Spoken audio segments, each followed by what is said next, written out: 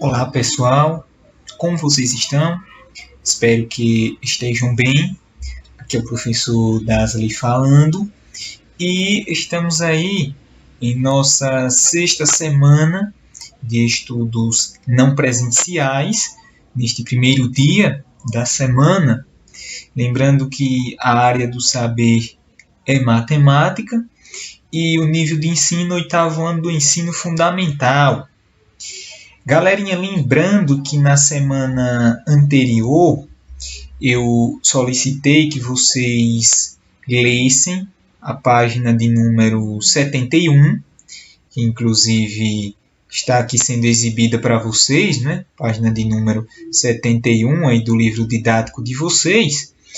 E como forma aí de construírem o conhecimento de vocês de maneira independente, eu dei aí um dia para que vocês fizessem a leitura, isto é, a quarta-feira, e na quinta-feira eu solicitei algumas questões referentes a os objetos de estudo apresentados nessa página 71.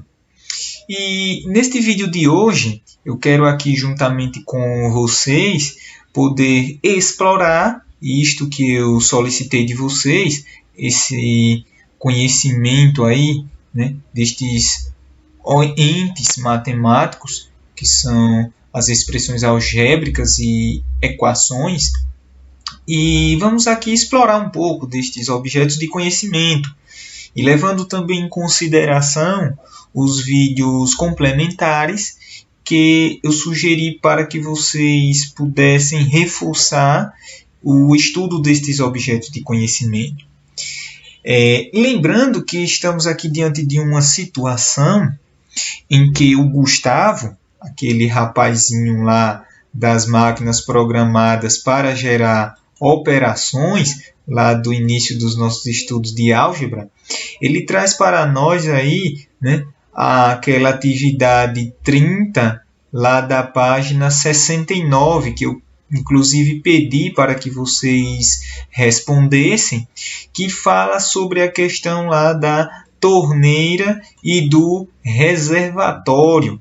Lembrando que esta situação ela trazia um reservatório que já possuía 200 litros de água armazenados, e ele ainda diz que junto deste reservatório há uma torneira, e esta torneira ela despeja neste reservatório uma quantidade de 25 litros a cada minuto.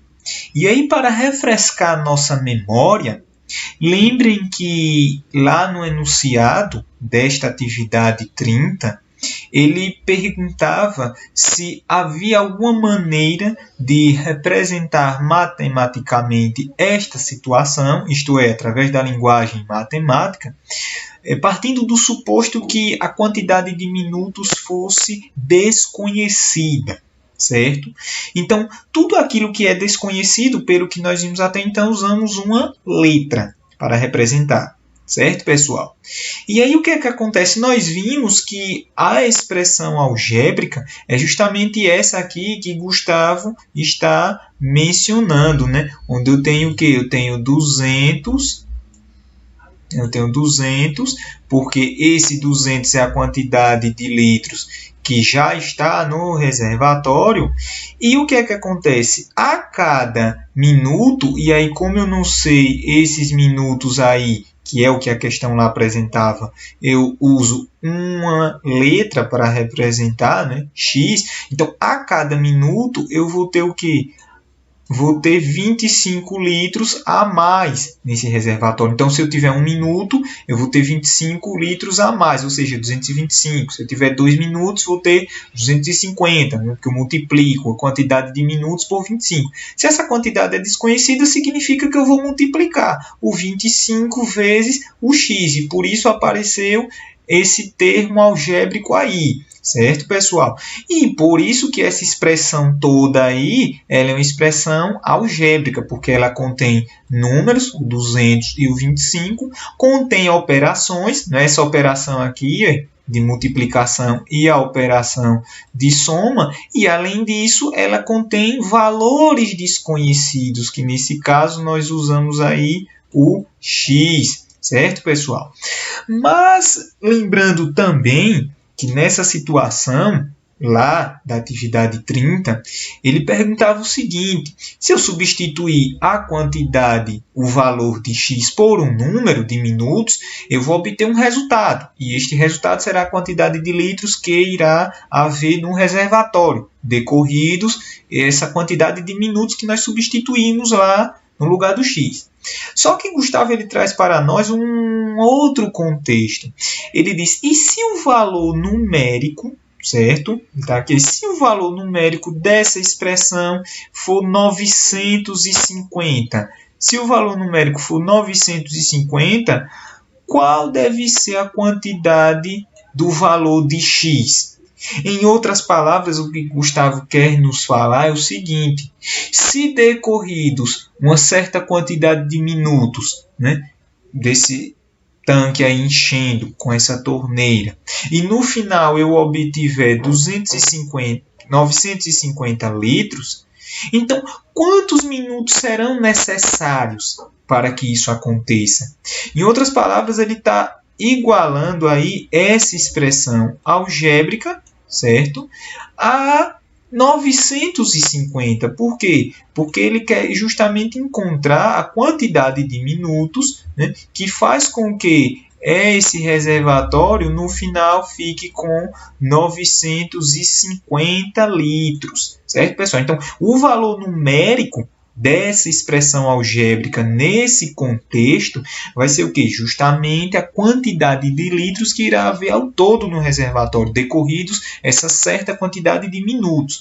E neste caso em particular, percebam que agora essa expressão algébrica, né, ela ganha um caráter um pouco mais particular. Por quê? Porque agora nós vamos ter um sinal de igualdade. Eu tinha minha expressão algébrica, né, do jeito que estava anteriormente, só que agora a ela foi atribuído um resultado, ou seja, 950. Então perceba que agora não é qualquer valor para x que vai satisfazer essa expressão algébrica aqui. Nós vimos aí dois casos. Se eu substituo x por 1 ou por 2, eu não vou obter 950. Percebe? Então, percebam que a partir de agora nós vamos trabalhar também, além das expressões algébricas, com esse tipo de situação em que eu tenho o resultado da expressão algébrica. E aí, nesse caso, nós vamos dizer que esse tipo de expressão algébrica que possui um resultado, em outras palavras, que possui igualdade, nós vamos chamar de quê? De equações. Então, equações vão ser todas as expressões algébricas, certo? Que possui o quê? Que possui igualdade. Então, neste caso, nós temos um exemplo aí de equação, certo? É uma equação aí onde eu tenho dois membros, isto é, dois lados. Eu tenho que estar à esquerda da igualdade, que eu chamo aí de primeiro membro, né? Ou primeiro lado da equação, e tenho que estar aí à direita da minha equação, à direita da igualdade, que eu chamarei aí de segundo membro, certo, pessoal? E aí a ideia em equação é justamente o quê? É eu trabalhar uma separação de termos de acordo com a natureza dos mesmos. Isto é, se eu tenho termos numéricos, puramente numéricos, eu deixo ele em um dos membros da equação, em um dos lados da equação. Se eu tenho termos algébricos, isto é, números junto com letras, multiplicações de números por letras, então eu deixo isso aí em outro lado da equação, em outro membro. Então perceba que se nós avançarmos aqui na página 71, nós vamos ver que justamente, né, a resolução que é apresentada aí traz justamente essa ideia, porque ele tinha quem? Ele tinha o 200, né, que é um número puro, né, um termo puramente numérico. Ele tem o 25x, que é um exemplo de termo algébrico, porque tem um número junto com a letra, a multiplicação do número por uma letra. E ele tem outro termo numérico, o 950. Então percebam que nessa situação, o que é que eu vou fazer? Fazer o que eu acabei de falar. Separo o termo numérico em um lado e termos algébricos em outro. Então, se eu só tenho um termo algébrico, que é o 25x, eu, em geral, deixo ele aí no primeiro membro. Em geral, trabalhamos assim, separamos o primeiro membro para termos algébricos e o segundo para termos numéricos. Certo, galerinha? Isso não é regra, mas, em geral, trabalhamos dessa maneira. Então, o 200 que estava lá no primeiro membro, um termo puramente numérico, ele agora foi transferido para o segundo membro. Só que essa transferência não pode ser aí aleatória, de qualquer jeito. Eu tenho que levar em consideração o seguinte: se lá ele estava somando com o 25x, então se eu tiro de um lado, né, e a equação é sempre assim. Se eu faço alguma coisa de um lado, no outro lado eu também tenho que fazer essa mesma coisa. Então, se eu tirei esse 200 aqui, se eu cancelei ele do primeiro membro, lá no segundo membro, que só tinha 950, eu também vou retirar. Né? E o retirar está representado aí pelo sinal negativo. Então, se eu tirei de um lado, tirei de outro. Por isso que é aquela coisa do passa para lá com o sinal de menos. Certo, galerinha? Então, por isso que apareceu aí menos 200, porque eu retirei ele do primeiro membro. Perceba agora que eu fiquei com 25x igual a quanto? Diminuindo aí 750. Então, perceba que eu tenho a multiplicação de x por 25 e o resultado disso é quanto? 750. E aí, qual é a ideia? Eu vou usar de novo esse princípio. O princípio, né, que acabamos de usar, o princípio aditivo, que princípio aditivo em equações serve para soma e subtração. Eu uso o oposto. Né? Então, em multiplicação e divisão é algo parecido. Eu uso o princípio multiplicativo. Então, se eu tinha 25 vezes um número, que dava 750, para eu descobrir esse número, basta eu dividir o 750 por 25. Então, é aquela história do passa para lá dividindo. Se o 25 está multiplicando o x, ele passa dividindo. Só que não é bem passa, na verdade, né? Porque senão fica parecendo coisa de mágica. Né? Então, na verdade, é o princípio multiplicativo. Né? Eu divido de um lado, eu dividi 25x por 25. Né? Eu dividi 25x por 25, e aí quando eu fiz essa divisão de 25x por 25, né, o que é que acontece? Vai entrar em cena a propriedade do cancelamento. Né? O 25 ele vai ser cancelado com 25, até porque eu multiplicar por 25, né, e depois dividir significa que eu não fiz nada. Então, no fundo, vai ser cancelado. E por isso que só sobrou quem? O x. Né? Então, x igual a quanto? E agora uma simples divisão. Né? E aí eu obtive como resposta quem é? 30. Percebe? Agora, se eu pego esse 30 e faço a verificação, né? E lembrando que essa verificação é justamente quem? O nosso velho conhecido valor numérico. Certo, galerinha? Então, quando eu faço o valor numérico da minha expressão 200 mais 25x para x igual a 30, aí veja que eu substituí, tirei o x e coloquei quem? 30. Então, se eu faço essa multiplicação agora, 30 vezes 25, somo com 200, vou obter quem é? 950, que é o que Gustavo propôs lá no início. Né? Quantos minutos serão necessários para dar 950 de valor numérico? Em outras palavras, né, o resultado ser 950, o valor numérico ser 950, a quantidade de litros que vai haver decorridos quantos minutos? 30. Então, perceba que em equação, diferente de expressão algébrica, eu não posso colocar qualquer valor no local da letra. Então, por isso que a letra na equação, ela, ao invés de ser chamada de variável, porque variável varia, pode ser qualquer um, dependendo da situação. Já como aqui não pode ser qualquer valor, porque há um resultado específico, dizemos aí que a letra recebe o nome de quê? De incógnita, certo? E a resposta, né, o valor que nós substituímos, que faz chegar lá no resultado, é chamado de raiz. Então, 30 aí é a raiz. Certo, pessoal? E lembrando que essa questão aí das expressões algébricas não engloba somente equações, né? Mas há outras coisas, inclusive, que também falam a respeito de expressões algébricas. Por exemplo, e aí se vocês estiverem com o livro 1 de vocês, vão lá para a página de número 77, né? E lá na página 77 vocês vão ver uma palavrinha conhecida, né? Que inclusive eu mencionei ela aqui para vocês no início dos nossos estudos sobre álgebra, né? Que é essa questão das fórmulas, certo, pessoal? Lembrando que por meio das fórmulas nós conseguimos aí encontrar generalizações de certas situações. Lembram lá a questão do sapato, né? Que o sapato ele tinha aquela relação entre o comprimento do pé da pessoa e o número que ela calça, né? Aquela fórmula lá. Então, fórmulas são justamente expressões algébricas, isto é, possuem números, operações e valores desconhecidos que mudam de acordo com as situações, né? E lembrando que essas fórmulas elas são usadas em várias outras áreas além da matemática, não é só em matemática. Eu tenho em estatística, eu tenho em ciências da natureza, eu tenho em geografia. Então, fórmulas é um objeto de estudo matemático bem abrangente. E aí nós entramos aqui, pessoal, nessa questão das ciências da natureza, né? Uma aplicação em ciências da natureza. Densidade de um corpo, percebem? E aí, é um experimento bem bacaninha que vocês podem fazer, né? Pegar 2 copos com a mesma quantidade de água e em um deles, né, pegar óleo, em outro pegar parafusos, né, e o que é que acontece? Vocês encherem lá os copos, despejarem o óleo e depois colocarem os parafusos dentro do copo.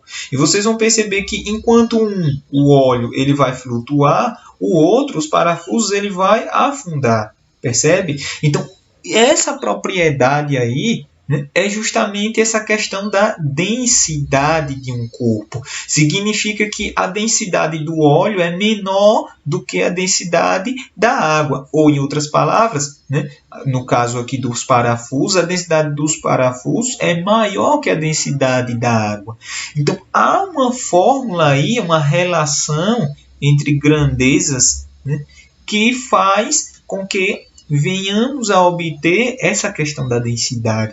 Veja que a densidade é uma divisão, né? Vai estar aqui representado por D, né? Dzinho, igual a quem? M dividido por V, onde M é a massa do corpo em gramas e V é o volume, né? Em centímetros cúbicos, a quantidade de espaço que este corpo ocupa e a massa, que é essa questão mesmo aí, né, do quantitativo interno, né? Então percebam que essa expressão aí é uma expressão algébrica, porque ela vai variar de corpo para corpo, vai variar de objeto para objeto, certo, pessoal? O da água, inclusive, como curiosidade, né, a densidade dela é 1 grama por centímetro cúbico. Em outras palavras, a cada 1 grama de água, e lembrando que eu posso usar também grama para medir quantidade de água, não é só litro, como comumente estamos acostumados, né? Mas eu posso usar grama também,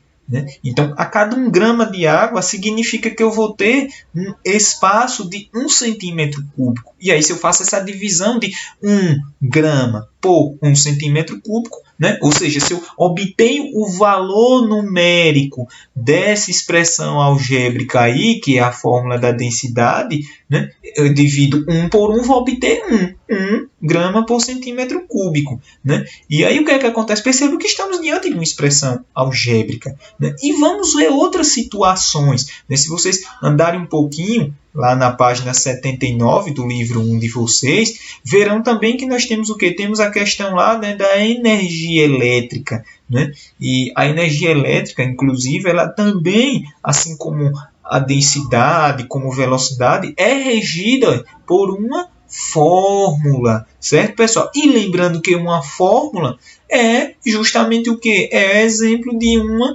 expressão algébrica, certo, pessoal? Por quê? Porque contém números, operações e valores desconhecidos. Tá até aí onde K representa o número de quilowatts-hora, né? T, o tempo em horas, né? E esse W aí é a quantidade de watts, né? Que é a unidade de medida de eletricidade. Então percebam, do jeito que ela está aí, essa fórmula é um exemplo de expressão algébrica, mas dependendo da situação eu posso substituir essas letras por números e efetuar as operações, ou seja, encontrar o valor numérico dessa expressão algébrica. Também eu posso já dar o resultado e pedir que vocês encontrem os outros valores, né? Por exemplo, nesse caso aí dessa fórmula de energia elétrica, eu poderia dar a quantidade de quilowatts-hora e pedir para que vocês encontrassem a quantidade de horas, a quantidade de watts, que fez com que vocês chegassem nesse resultado. E aí vocês teriam justamente o quê? O que nós falamos ainda há pouco, teriam equações, que é quando eu já dou o resultado e quero saber qual é o número que foi o originador desse resultado, certo, pessoal? Eu, do jeito que está aí, né, eu simplesmente substituir a quantidade de tempo, a quantidade de watts, encontrar o resultado, né, que é o valor numérico. Tem outro exemplo aqui, né, de uma locadora de veículos, que ela aluga veículos de acordo com essa fórmula aí. De novo, eu tenho fórmula, certo? Onde eu tenho aí que o C, que é o custo que a pessoa vai ter ao locar um carro,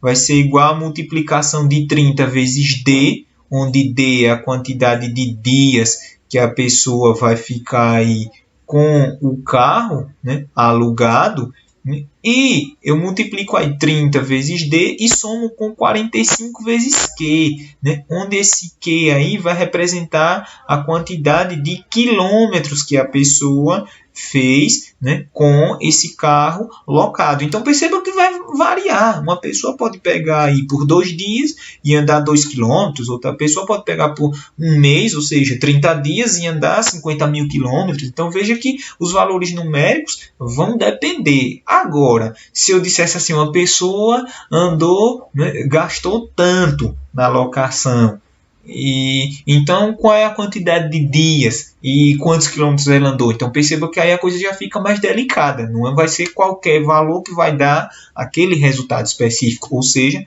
vamos ter uma equação, né? E por fim, né, nós temos a questão das generalizações também, né? As generalizações, né, são justamente fórmulas matemáticas, né, que relacionam aí, né, algumas propriedades matemáticas, inclusive da aritmética. Por exemplo, não tem a questão de um número ser par, né, que é a questão da paridade de um número ser par ou um número ser ímpar. Lembram disso, né? Lá dos estudos do primeiro ano do ensino fundamental, né? Um número par e um número ímpar, né? Então, perceba que essa questão de par ou ímpar, ela pode ser representada por expressões algébricas, onde um número ele vai ser par quando ele for um múltiplo de 2, é 2 vezes um número n, onde n é um número natural qualquer, lembrando que o número natural ele começa lá em 0, depois vai para 1, depois para 2 e assim sucessivamente, né? E aí o que é que acontece? Todo número par ele pode ser escrito por essa relação aqui, essa generalização, 2n.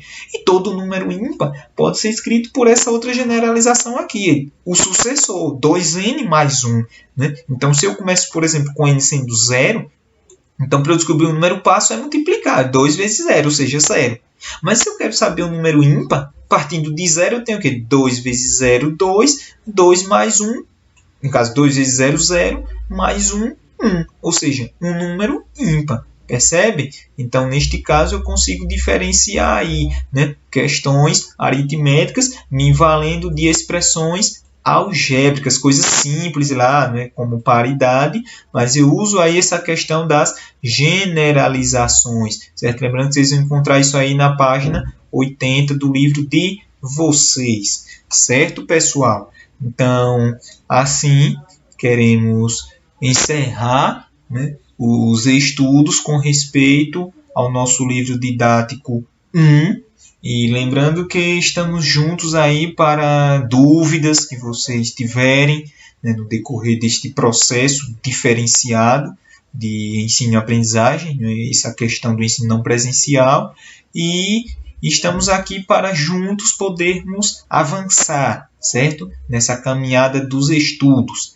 Viu, galerinha? Então, um abraço e até mais!